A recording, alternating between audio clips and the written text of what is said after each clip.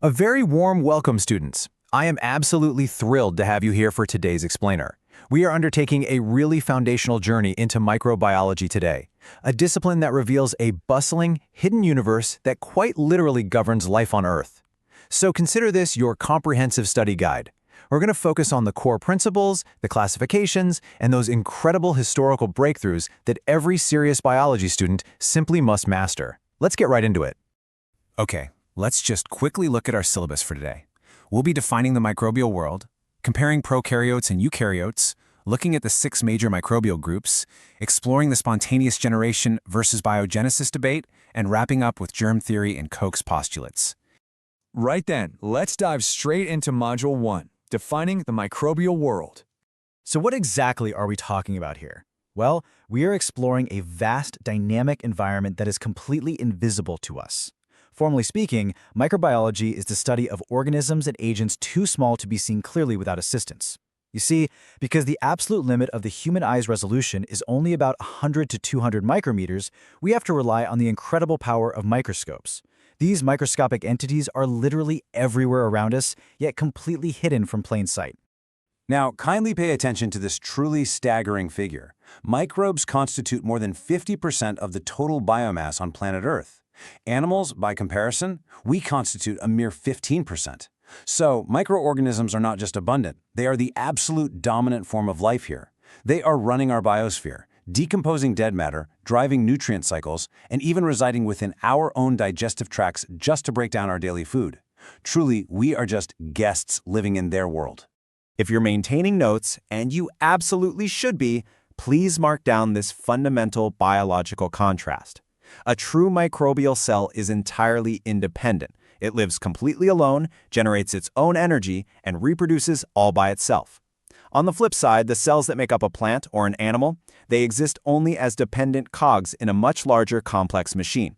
The microbe, however, is a self-sufficient master of its own destiny. Moving right along, let's get into Module 2, Prokaryotes versus Eukaryotes. I want you to pay very close attention here because this distinction is an absolute cornerstone of biology, and this brilliantly illustrates exactly what we mean. On one side, we observe the simple primordial morphology of a prokaryotic cell, which notably lacks a true nucleus. But then, look at the highly complex, organelle-rich eukaryotic cell.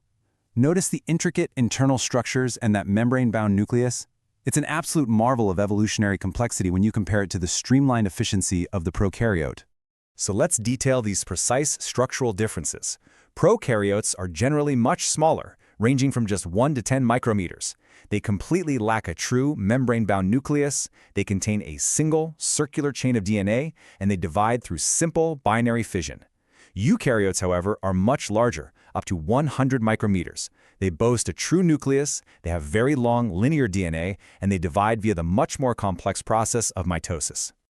Okay, on to Module 3, the 6 major microbial groups. So, how on earth do we make sense of this vast microscopic world? Well, the scientific community categorizes them into 6 universally recognized groups: bacteria, archaea, fungi, algae, protozoa, and viruses. Let's map these organisms out systematically over our next few topics. Let's group the 2 prokaryotes together first, shall we? Bacteria are unicellular organisms that typically possess complex peptidoglycan cell walls. Archaea, while they are also prokaryotic, are phylogenetically distinct. They feature completely unique RNA sequences and, famously, they inhabit incredibly extreme environments, like boiling geothermal vents. In fact, scientists believe archaea are most closely related to the primitive life forms of a very young Earth. Next up, we have our eukaryotic microbes. Fungi completely lack chlorophyll and rely on absorptive nutrition, and this group ranges from your everyday baking yeasts to multicellular mushrooms. Then we have algae, which are our photosynthetic powerhouses, like the kelp in our oceans. Finally, protozoa are typically motile, single-celled eukaryotes that lack a cell wall. Familiar examples here would include the amoeba and the paramecium, essentially the primary microscopic hunters. Now, we absolutely must emphasize the highly unique status of viruses. Viruses are completely acellular, meaning they are non-cellular entities. They are what we call obligate parasites, which means they absolutely require a living host cell just to reproduce and thrive. Because they are so incredibly minuscule, we can only visualize them using advanced electron microscopes, and of course, they act as truly formidable pathogens across all the other kingdoms of life. Which brings us nicely to Module 4, Spontaneous Generation versus Biogenesis. Let's shift gears from biological classification to a bit of historical framework. For centuries, a profound debate raged regarding exactly how this microbial life originates. Tracing the timeline, human awareness really began around 1674 when the Dutch merchant Antony van Leeuwenhoek observed what he called animalcules through his simple microscopes. But where did they come from? By the 1850s, this debate had peaked, until 1861 when the brilliant Louis Pasteur finally delivered a definitive answer. So, the crucial point to understand here is the difference between these two theories.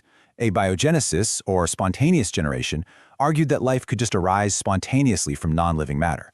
Biogenesis, on the other hand, argued that complex living things come exclusively from pre-existing living things through reproduction.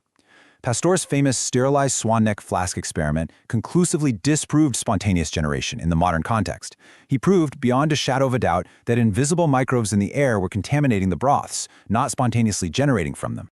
Finally, we arrive at Module 5, Germ Theory and Koch's Postulates. Now that science had established that microbes come from other microbes, we desperately needed rules to connect these microorganisms to actual human and animal diseases. Enter the German physician Robert Koch, the undisputed founder of modern bacteriology. He was the very first to rigorously demonstrate the one microbe, one disease principle. While studying anthrax in cattle, he noticed that dying animals all shared a specific rod-shaped bacterium in their blood, a bacterium that was completely absent in healthy animals. And that observation builds perfectly into his legendary postulates. Koch methodically laid out procedural logic to definitively prove that a pathogen causes a disease. Step 1, the organism must be present in every single case of the disease but absent from healthy hosts. Step 2, it must be isolated and grown in a pure culture. Step 3, that isolated organism must cause the exact same disease when it's inoculated into a healthy host. And step 4, the organism must be re-isolated from that newly diseased animal. This framework, I tell you, remains an absolute triumph of scientific rigor.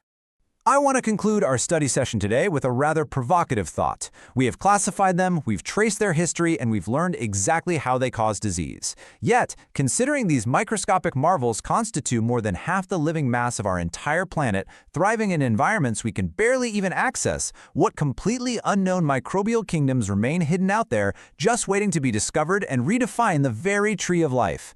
Keep that scientific curiosity alive, students. Thank you so much for joining me for this